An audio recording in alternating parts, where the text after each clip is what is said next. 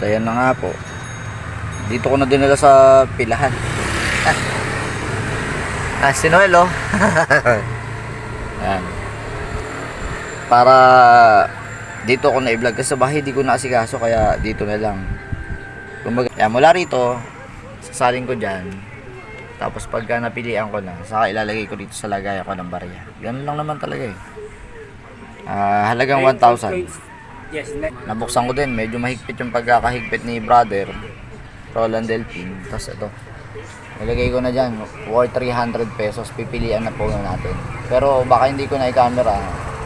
Yung resulta na lang ang makipapakita ko. Kasi pag wala tayo rito stabilizer o kaya tag ito, cellphone holder, kaya mahirap. I-update ko na lang kayo kung ano yung mga susunod na magaganap.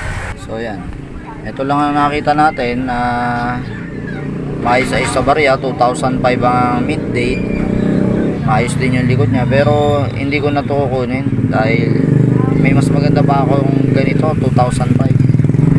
Ito, malinis lang siya, hindi kagaya ng ibang mga yan, nandiyan na oh. Halos mapuno na yung ano ko, halagang 300 napunta na dyan. Kaya ito, makakawala.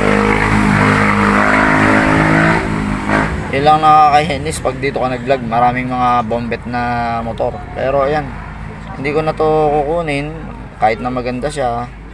Pakakawalan ko na rito sa sirkulasyon. Sana yun nangongolekta ng barya, makakuha niya to. Maganda pa to, madagdag niya sa collection niya ng series ng GSP na dilaw na 5 piso, Emilio Aguinaldo, Philippine coin. Baka wala ka pa nito, sana makuha mo to, maganda-ganda pa. Tug pa ako ng plus 200 para isama ko rito.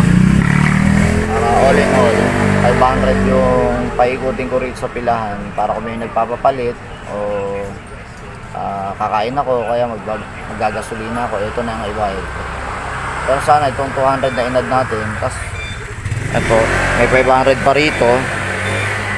Dahil 1,000 nga raw yan ayon sa brother Roland Delpin. Kaya sana itong 200 na idinagdag ko ngayon, may makita na tayong kakaibang barya na kino-coin hunt natin.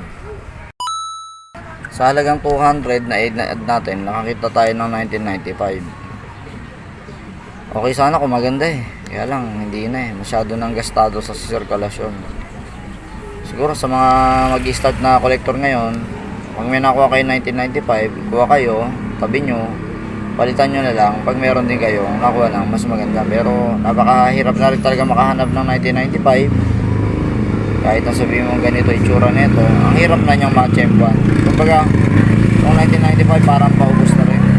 Kaya lang, hindi ko kasi kursunado ang ganitong kondisyon ng barya. So ngayon, ayan, ang dumi na ng daliri ko. Dumi na rin ang daliri, kaka-coin hunt. Yan na lang natira.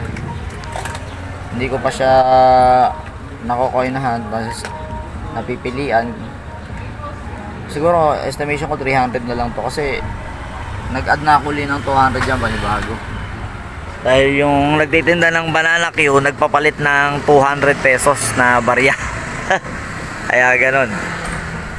Kaya ito, so matotal siguro 200 na, 300 o 200 na lang to, something.